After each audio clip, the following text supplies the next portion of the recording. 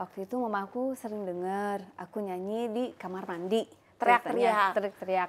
Nah papaku kan begini kan, aduh itu nyanyi apa? Karena dia kan suaranya. Jadi dipersiapkan Ya, untuk salah penyanyi satunya, profesional jadi lah ya. kita tuh bersahabat almarhumah Nika Adila dan Teh Meli Guslow dan aku gitu. Jadi segeng? Iya, Sama Teh satu Meli geng Guslow ya. juga?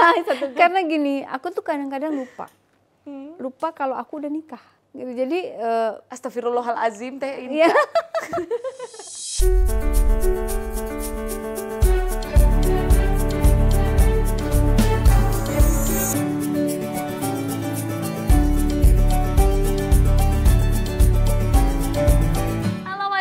Ketemu sama aku Aziza Zahra pastinya dengan keseruan di Talks with My Love, more inspiration.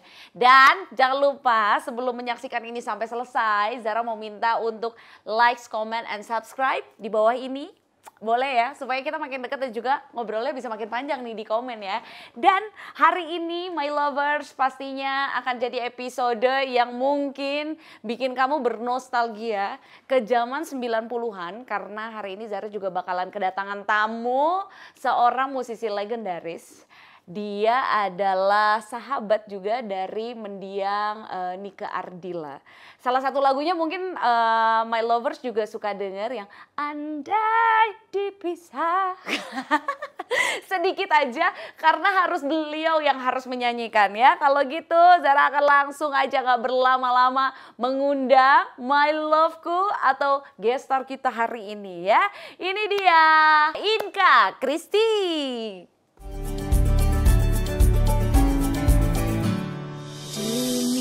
Cintaku padamu. Rini Kris Hartono atau yang dikenal sebagai Inka Christy merupakan penyanyi legendaris 90-an yang dijuluki sebagai Lady Rockers. Inka Christy juga merupakan sahabat dari penyanyi almarhumah Nika Ardila. Pada tahun 2019, Inka Christy menikah dengan sang suami yang sudah ia taksir dari lama. Bagaimana cerita selanjutnya? Ini dia Inka Christy. My Lovers, kalau gitu kita nggak bakalan berlama-lama lagi, langsung saja kita sambut ini dia Inka Christy.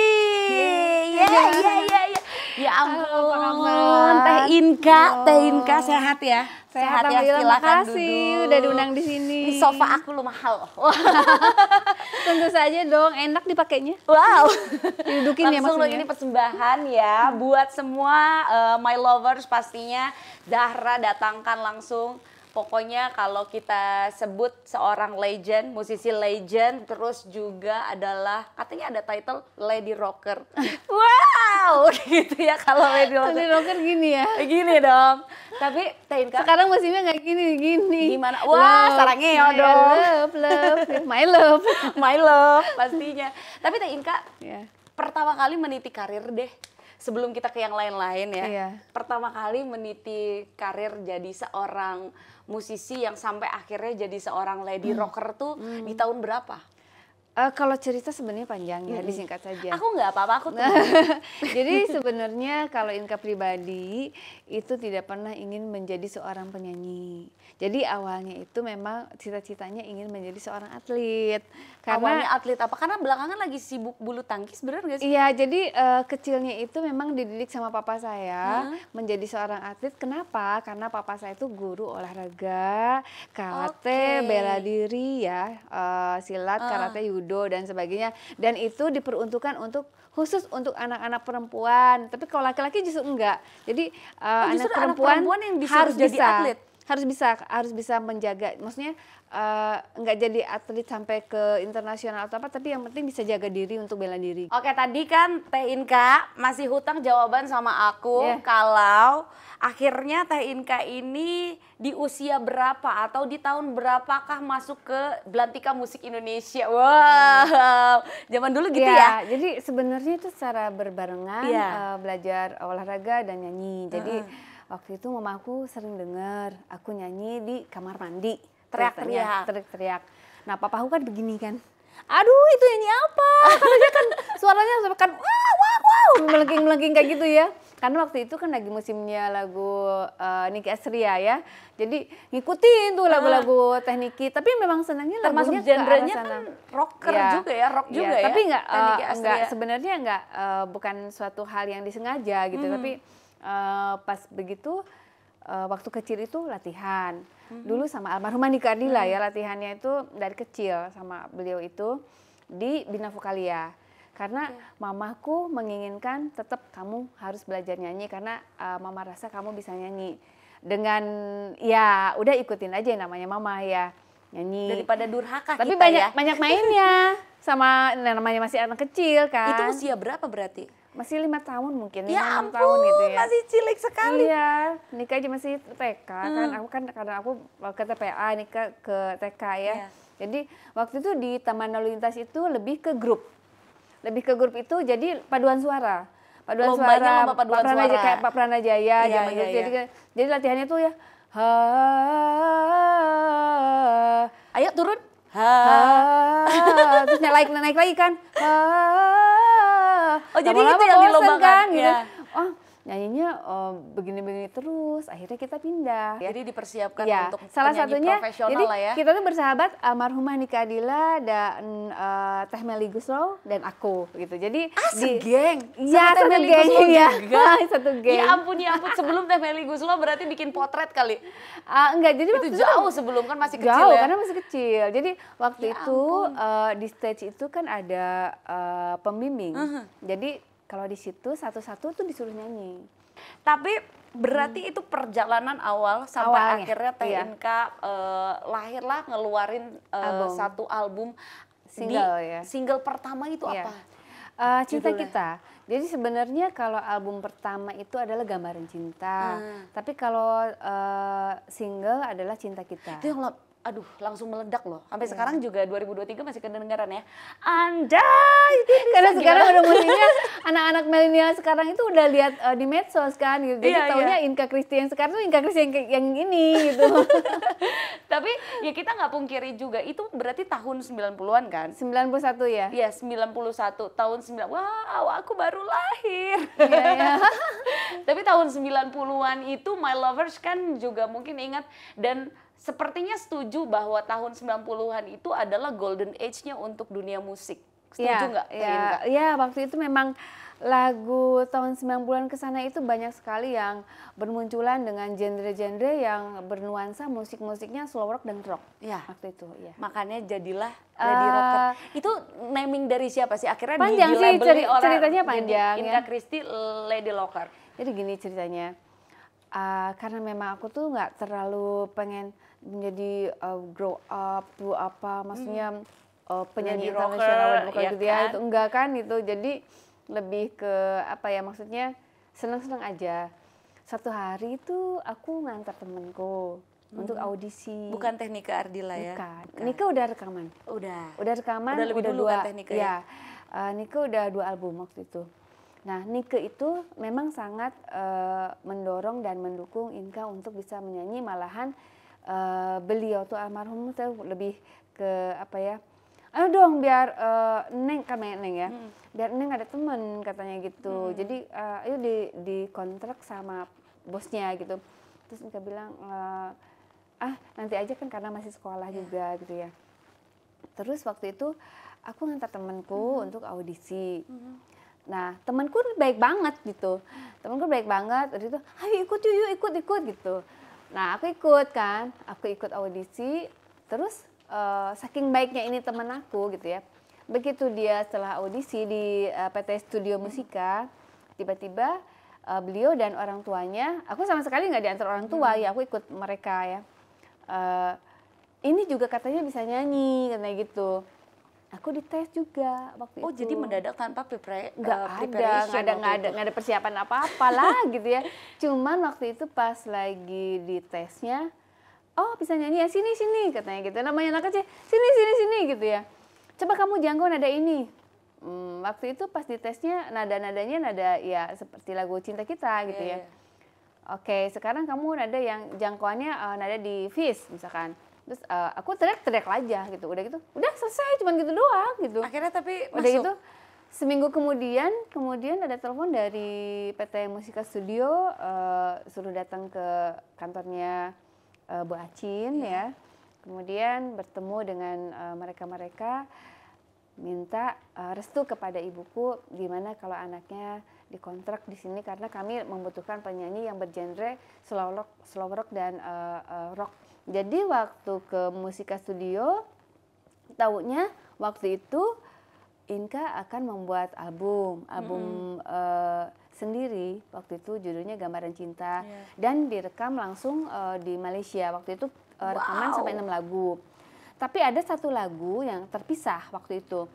Nanti ada satu lagu ini cowok, cewek, cowok, cewek, cowok, cewek gitu. Katanya kan aku masih kecil ya, masih lagi liburan sekolah. Itu berarti udah usia masih 5 tahun atau udah usia berapa? Enggak, itu kan aku kan rekaman lagu Emi itu kan aku masih di SMA ya. Pas di Malaysia itu lagu 6 untuk lagu albumnya itu sudah dihafal semua. Tapi nanti kamu nyanyi yang lagu ini dulu ya, yang buat cowok cewek. Nggak tahu cowoknya siapa, nggak ngerti sama sekali gitu waktu itu. Jadi surprise dong. Iya, jadi waktu di live itu aku nanya sama adiknya produser aku. Kok aku bilang, kapan ini kok ada suara cowok, suara cewek, suara cowok, suara cewek. Soalnya waktu di Bandung, waktu di Jakarta itu nggak ada, cuman ngapalin lagu-lagu ini aja. Tapi lagu ini kok sudah dibawain gitu ya. Terus cowoknya siapa sih yang nyanyi? Karena penasaran namanya anak kecil nanya dong ya. Itu masih di live. Nah yang lucunya produser aku tuh bilang gini, aduh saya lupa ya katanya siapa yang nyanyinya. Itu loh Kak, katanya yang nyanyi itu loh yang terkenal banget tuh. Yang kemarin-kemarin lagunya terkenal banget sampai sekarang masih terkenal. Yang lagu apa? Yang itu, Dia Isabella. Wow, perasaannya gimana itu Teh Inka? Aku sama mamaku langsung begini. Bentar ya, aku bilang, kok itu kan Emi Search, itu kan kelompoknya Search. Iya emang kelompoknya Search, yang nyanyi siapa? Abang Emi, nanti yang nyanyi. Iya Emi Search yang nyanyinya. Itu langsung kayaknya lutut nggak bisa ini deh, nggak jalan. Langsung lemes lutut ya? Jadi pas buka lift itu ya, kan naik lift dulu ya ke studio itu. Aku udah disambut sama beliau dengan baiknya sekali karena dia kan seorang legend. Waktu itu Teknika Ardila perasaannya seperti apa dan menyambutnya seperti apa? Dia seneng banget. Seneng banget dia bilang mau mau di produsernya almarhumah gitu, mau di Musika, yang penting akhirnya jadi jadi penyanyi recording juga gitu, dan beliau sangat mendukung. Dan yang itu salah satunya kalau show selalu minta paket. Jadi kalau misalkan udah ada harga paketan dong berarti ya? Harganya masing-masing sih sebenarnya, cuman kalau kan kita taunya dari kecil juga udah nyanyi itu kalau dibayar tuh sama coklat ya, sama makanan gitu kan. Waktu kecilnya sudah belajar nyanyi, di mana-mana dikasihnya hadiah boneka, coklat, kayak boneka, gitu, alat tulis mungkin ya. Udah gitu pas kalau misalkan ada promotor datang ke rumahnya almarhumah, Nike nyanyi ya di Kalimantan gini berapa kota misalkan ya, boleh tapi sama Inka ya. Langsung ke rumah sama produsernya sama promotornya, ini Inkanya, almarhumah juga ikut. Jadi mau ya, katanya mau ya berangkat. Ya udah kita berangkat tuh berempat, mami, aku, almarhumah sama aku. Wow, ini persahabatan yang luar biasa ya. Luar biasa sebesar itu juga Teknika Ardila sayang sama Kak Inka ya. Desus punya desus. Ya, biasanya ibu-ibu di rumah kita usut punya usut gitu. Kayaknya kalau sekarang di 2023 ini masih lagi bucin-bucin ya, kalau ibaratnya katanya anak-anak muda sekarang lagi bucin-bucinnya karena Teh Inke akhirnya memutuskan untuk mau menikah dan juga melangkah dengan pasti itu di tahun 2019. Iya betul. Betul ya? Iya, betul. Ini jadi kita jadi penasarannya sama sosok laki-lakinya seperti apa. Dan usut punya usut my lovers ya. Sebenarnya Teh Inka ini udah sebelum menikah atau ketika baru kenal sama sang suami, waktu itu calon suami lah ya. Itu jadi kecengannya Teh Inka ya? Bener? Betul atau betul Teh Inka? Jadi sebenarnya udah lumayan naksir gitu kalau zaman dulu. Mau tahu atau mau tahu banget sih? Katanya sih udah naksir, udah lumayan lama, bener? Ya, namanya seorang Inka tuh kan lebih banyak berkecimpung di dunia tarik suara ya. Iya. Jadi lebih sering ke mana-mana gitu ya, muter kemana-mana. Jadi Dari kota ini ke kota ini gitu. jadi lebih banyak menyibukkan diri sendiri. Kadang-kadang lupa kalau kita sudah usia berapa, udah terlalu maksud- asik dengan kehidupan Iya, sehari-hari iya, kan iya. ya. Tapi sebenarnya ada sih, maksudnya kepikiran, kalau lihat teman dan sebagainya. Dan waktu itu memang salah satu yang menjadikan Inka ada kesalahpahaman dalam diri Inka. Inka merasa bahwa mama, terutama ibu aku, setelah Inka menjadi penyanyi, ibu aku tuh seneng gitu ya, bahagia. Ternyata begitu ditanya, ibu apa sih yang membuat ibu bahagia? Melihat kamu menikah, katanya gitu. Terus balik lagi tuh flashback ya. Ya, aku pernah menyukai, jujur kan sama mama aku. Oh jadi yang curhat pertama kali jujur itu ke mama? Ya, ke mama. Wow. Ke mamaku karena ibu tahu katanya, kamu tuh menyukai seseorang, tapi kamu nggak mau ngomong gitu ya. Iya, Bu, kan namanya wanita itu kan ada adab malu gitu ya, Iya, adab malu. iya. Tapi yang jelas sih ya memang disimpan dalam hati, dalam doa gitu. Jadi waktu itu akhirnya Inka berpikir ya kalau jodoh nggak akan kemana. Betul. Gitu ya. Walaupun dalam waktu 9 tahun itu ada, nggak mau mungkiri ya, maksudnya ada yang datang ke mama untuk melamar dan Tapi sebagainya. Teh Inka nggak, Belum hatinya nggak terbuka ngasih ya? hatinya ya, belum maksudnya waktu itu belum siap untuk menjalin hubungan ke jenjang pernikahan karena masih ada, bukan ganjelan tapi masih ada, bukan harapan juga ya. Kalau Inka tuh lebih mikirnya gini, kalau jodoh tuh nggak akan kemana gitu, tapi minta waktu sama mama untuk berdoa dulu, minta yang terbaik gitu. Jadi waktu itu setelah 9 tahun kemudian, lama ya, ya udah kamu doa aja gitu. Pas begitu berdoa, tiba-tiba yang datang itu yang orang yang ditunggu-tunggu itu. Setelah 9 tahun lamanya My Lovers ya, akhirnya ternyata memang laki-laki yang itulah yang datang ke rumah akhirnya Teh Inka. Jadi ada beberapa yang datang, salah satunya ada itu datang ya, suami aku, salah satunya. Oh my Dan waktu itu Inka kaget. Kok bisa gitu Teh Inka, ngecek kan dipendam di dalam hati gitu. Iya. Akhirnya laki-laki ini juga lah yang datang. Jadi waktu itu kan Inka berpikir selama 9 tahun itu pasti dia sudah ada calon, ya gitu. Ternyata mungkin selama 9 tahun itu dia nggak kemana-mana, lebih konsentrasi di kerjaan. Nah, salah satu yang Inka memilih dia, kesederhanaannya, kesolehannya dan akhlaknya. Dan memang yang Inka mau adalah ada di dia gitu semuanya.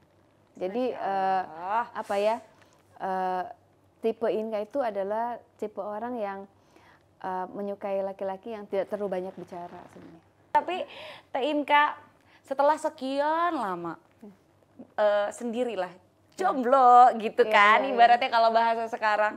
Setelah sekian lama sendiri dan juga biasanya perempuan kalau misalnya udah terbiasa sendiri kan kita juga udah nyaman sama diri sendiri, udah tahu cara mencintai diri sendiri dan semuanya rasanya dunia berjalan aja begitu. Nggak ada laki-laki ya duniaku berjalan. Akhirnya Teh Inka luluh hatinya menikah di tahun 2019 dan berarti ini tahun ke 19 20 tahun ketiga ya. Tahun ketiga menjalani rumah tangga. Apa yang akhirnya ada jawaban yang lain, menjalani hidup berdua itu ada yang lebih enak kah gitu, atau jawabannya apa Teh Inka setelah masuk ke dalam bahtera rumah tangga? Kalau cerita tuh ini ya pengen ketawa karena malu ya sama diri sendiri. Ternyata aku gak bisa sendirian loh gitu ya. Karena gini, aku tuh kadang-kadang lupa kalau aku udah nikah gitu. Jadi Astagfirullahalazim Teh Inka. Jadi gini ya, pertama kali aja, waktu pertama kali menikah itu, kita kan langsung ke Malaysia sama teman-teman aku semua liburan. Waktu itu aja dalam satu kamar itu kan hanya disediakan ini khusus buat Inka loh, ini. Inka masih belum, bareng-bareng dong, masih kayak gitu ya. Masih kayak gitu. Terus pas waktu pertama subuh-subuh bangun, aku pernah jorongin dia. Ini siapa ini? Gitu, ini siapa? Dianya kaget. Aku bilang, kan tidur kan udah Masih ada kaget-kaget pas menikah bangun tidur ya? Lah, kan udah menikah itu kan kaget ya. Ini siapa, ada kok lagi posisinya lagi duduk gitu ya. Aku pernah jorongin juga. Ini siapa nih gitu. Aku baru nyadar, ya Allah, kemarin itu kan aku nikah ya gitu ya. Jadi itu satu ya. Yang lainnya lucu. Jadi kayak misalkan aku mau berangkat ke luar kota. Iya. Keluar kota. Sampai hari ini, sampai detik ini itu masih. Jadi kayak misalkan gini, aduh, Berangkat aja sendiri gitu. Siapa ya yang nungguin ibuku ya gitu ya. Aku nggak inget kalau di rumahku tuh ada suamiku gitu. Sekarang udah inget kan Teh Inka? Ya lumayan. Tapi intinya seperti apapun cara dan jalan hidup yang dipilih kan, ada yang bilang katanya ketika kita bersyukur, dunia milik kita sendiri. Iya, gitu. Tepuk tangan dong guys. Terima kasih. Teman-teman, aduh Teh Inka seru banget, kayaknya banyak banget masih banyak yang pengen aku tanyain. Nanti kita ngopi-ngopi aja di belakang ya Teh Inka ya. Siap. Tapi kalau sekarang kita akan masuk My Lovers, kamu jangan dulu tinggalin channelnya karena kita akan masuk ke game.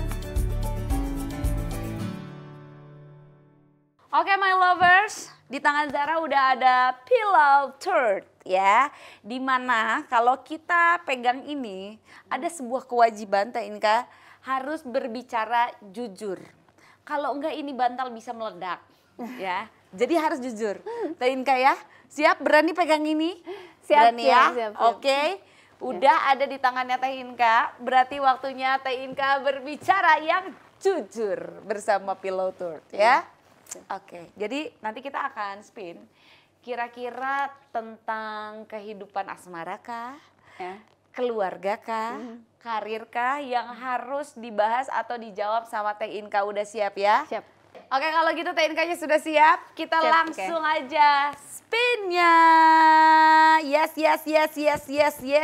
Pekerjaan, kepribadian, pekerjaan. Kerjaan. Oke. Pekerjaannya menyanyi dong ya, jelas masa PNS. Tapi ada nggak sih di pekerjaan, harus jujur ya, di pekerjaan momen yang sangat gak bisa dilupain? Itu momen apa? Kapan? Yang bisa nggak dilupain ya. Kalau lagi tampil di stage, itu aku tuh tipikal orang yang sangat grogian. Sebenarnya. Jadi kalau orang melihat Inka, kalau di stage kayaknya biasa aja gitu ya. Padahal Apalagi lady rocker kan kita enggak juga gitu ngelihatnya kan. Enggak juga, jadi ini di sini ada saksi ya. Saksinya ini manajer aku ada ya di sini. Jadi sebelum nyanyi itu pasti belakangnya panik. Ya paniknya tuh super. Panik itu Setiap super. nyanyi sampai saat ini. Ya, jadi sebelum tampil itu keringet dingin, terus pas ngelihat penonton banyak gitu, itu sampai sekarang momen itu masih berlanjut sampai sekarang karena aku orangnya tipikalnya panik gitu, panik pas ngelihat orang banyak, ada orang tepuk tangan, panik, semuanya panik. Nah, tapi kalau udah selesainya udah lega, minta minum air putih. Udah. Habis itu tenang. Tapi katanya ada musisi juga yang bilang bahwa perasaan panik, perasaan tegang setiap mau naik panggung itu memang harus tetap ada supaya selalu ada. Kita Ya memandang mungkin ya, profesi ini jadi hal yang nggak sepele gitu ya. Dan satu lagi mungkin kalau untuk ke daerah, untuk show-show ke daerah itu yang sangat sulit untuk dilupakan sampai sekarang itu adalah ketika waktu konser di Jepang. Konser di Jepang itu kami semua penumpang sempat nggak bisa mendarat. Jadi kita mau memutuskan mendarat di laut. Waduh. Itu aku pernah trauma panjang sampai. Tapi akhirnya beneran mendarat di laut? Enggak, memutuskan di darat. Jadi waktu itu setelah pulang dari Jepang ada perasaan maksudnya senang ya dengan anak-anak konser di sana di Jepang, tapi pas pulang itu memang ada kejadian yang tidak pernah Inka lupakan sama sekali itu bahwa pilot mengatakan bahwa kita bermasalah pesawat ini. Kemudian kita mungkin tidak bisa mendarat di darat. Akhirnya akan memutuskan mendarat di laut. Hanya kelas-kelas bisnis yang di depan dikasih tahu, yang belakang nggak dikasih tahu. Tapi kita menggunakan pesawat yang besar ya kalau untuk luar negeri itu. Iya. Nah, setelah itu momen yang benar-benar nggak bisa dilupakan karena itu maksudnya aku jauh dari mamaku. Ya salah itu ya, salah satunya aku Karena kalau nggak jauh dari bisa, mama aku tuh nggak pengen bisa. selalu deket mama Iya. kan. Terus di situ co-pilotnya bolak-balik ke atas ke bawah ke atas ke bawah. Kalau misalkan ini mendarat di darat, kemungkinan meledak. Salah satunya karena alasan yang pertama ada rodanya tidak keluar. Itu macet. Astagfirullahaladzim. Macet. Jadi kemungkinan akan mendarat di laut. Dengan kecepatan kita nggak tahu ya berapa dari di Jepang. Kita penumpang juga mana ngerti sebenarnya Iya, kan. dan itu sudah mau mendekati sekitar 1 jam mau mendarat di Indonesia. Jadi pulang dari Jepang. Ke Jepangnya nggak jadi masalah pas pulang. Nah, setelah itu namanya di tempat duduk gitu ya.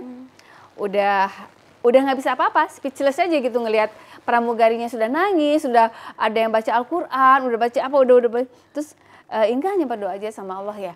Ya Allah, beri kesempatan saya untuk bertemu dengan ibu saya gitu. Jadi mohon diselamatkan semua penumpang ini gitu ya. Tapi kalaupun memang saya harus meninggal di sini gitu ya, maksudnya dalam keadaan pesawat ini kecelakaan dan sebagainya, tolong temukan jenazah saya gitu untuk di. Ya Allah, berdoanya udah begitu. Iya. Teh Inka. Iya, maksudnya sampai sekarang tuh trauma banget ya, maksudnya gini ya. Aku tuh kan deket banget sama mamaku ya, jadi sedih banget ya. Itu aku nangis ya. Aku nangis, ya Allah, aku bilang ya Allah, aku kayaknya kalau misalkan sampai meninggal gitu ya, belum sempatnya, aduh bekal apa gitu aku ya pulang nanti. Terus yang kedua, aku ditemukan nggak sih di laut gitu, kadang kan di laut itu kan banyak sekali namanya, kan di dasar laut yang sangat dalam gitu ya. Tapi aku berdoa, ya Allah, kalaupun misalkan memang harus di laut, semoga selamat, dan kalaupun memang saya tidak ada, temukan jenazah saya untuk bisa ibu saya melihat saya. Terus kami pelukan sama manajer aku tuh pelukan semua. Terus manajer aku tuh langsung bilang gini, meluk aku, Kak, jangan kan kamu bilang mama, saya pengen ketemu anak-anak saya, katanya. Saya pengen ketemu istri saya, anak saya masih kecil. Terus karena kami berbeda agama di situ dengan manajer saya yang satu itu, ya kita berdoa masing-masing semua. Saya berdoa di situ, terus kemudian ada pramugari kan di situ bilang, tidak menceritakan detailnya, tetapi tolong nanti hitungan ke-1, ke-2, ke-3 semua jongkok ke bawah gitu, jongkok ke bawah semua yang di bisnis di belakang juga.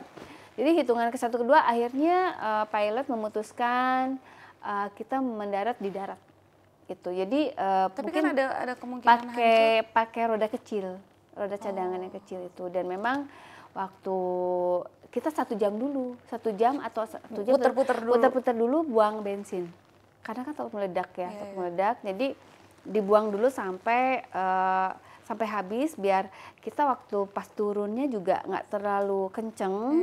Terus yang kedua, begitu kita turun harus dimatikan semua listriknya biar tidak ada jadi ledakan. Akhirnya bilang di tempat bisnis itu bahwa kita akan mendarat, memutuskan bukan di laut tetapi di darat lagi gitu kan. Aku udah mikirnya ya mungkin begitu gitu. Blek ya udah gitu pecah, ya gitu. Pecah. Tapi aku masih udah ngeliat tuh ke bawah naik lagi karena di teropong bilang katanya si roda cadangannya belum keluar juga, masih belum. Jadi kan ada roda cadangan. Jadi dari ATC-nya bilang begitu. Jadi naik lagi, terus naik lagi sampai beberapa kali. Itu tau gak sih, jantung udah kayak di sini kan? Iya lah, dibawa ke bawah terus naik lagi bawah, naik lagi. Udah kurang lebih 1000 meter misalkan ya. Udah kelihatan tuh terus tanahnya naik lagi. Itu udah berapa kali begitu. Sampai kan tarik napas, udah gitu ya. Udah bismillah aja lah, udah baca doa aja, apapun yang terjadi ketika mendarat, apapun itu ya, udahlah kita udah serahkan aja gitu ya.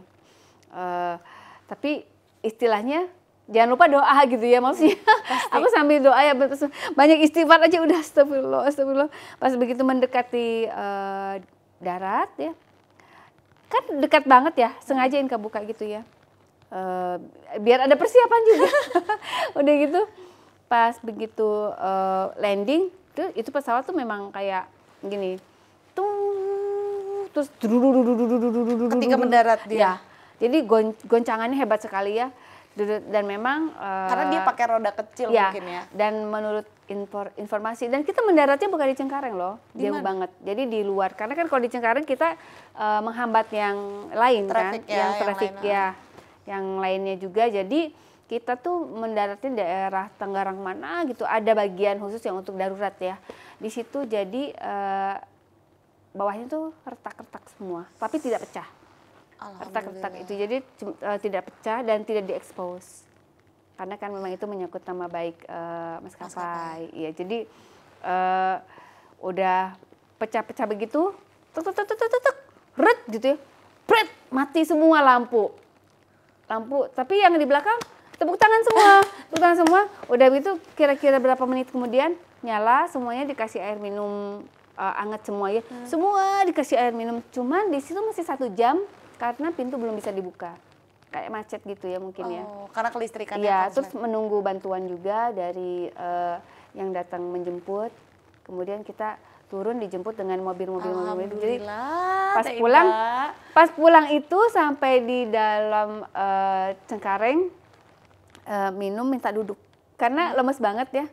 Udah itu ya sujud syukur terus aku nangis gitu ya. Masih diselamatkan gitu ya, terima kasih ya Allah gitu ya, masih diberi kesempatan untuk bertemu dengan ibu aku gitu. Jadi sampai di rumah nih ketemu ibu aku tuh aku nggak tahan lagi. Udah kayak hampir meninggal jadi karena kan kita. Pas begitu nyampe rumah ya di Bandung tuh aku langsung meluk ibuku. Nangis, ibuku tuh kaget dikirain di Jepang tuh kenapa-napa. Kamu di Jepang diapain? Ketemu orang kenapa? Apa. Terus aku bilang enggak apa-apa, selamat, bagus, sukses. Terus kamu kenapa menangis? Udah gitu pas ya udah kamu udah jangan terbang dulu katanya. Itu traumanya pasti luar biasa dan sampai sekarang masih salah ada. satunya luar biasa ya berarti. Ya, jadi luar biasa pilotnya. Dan memang salah satu fobia. Jadi lebih arahnya lebih ke kepanikannya kalau naik pesawat itu pas lagi take off dan lagi landing itu aku karena critical 11 juga kan dan bukan sekali pesawat. 2 kali soalnya udah mengalami kayak begitu naik pesawat. Tapi itu yang terparah itu ya. Ada dorongan dan juga ada support, ada tali persahabatan sama teknik keardian ya. Nikah itu jadi selalu minta paket. Jadi paketnya tuh mintanya aku nggak mau kalau nggak ada Inka gitu. Sebenarnya kalau dari sifat beliau itu anaknya tuh ceria. Menjelang almarhumah tidak ada di hari terakhirnya lah. Komunikasi terakhir itu ada yang Teh Inka ingat nggak?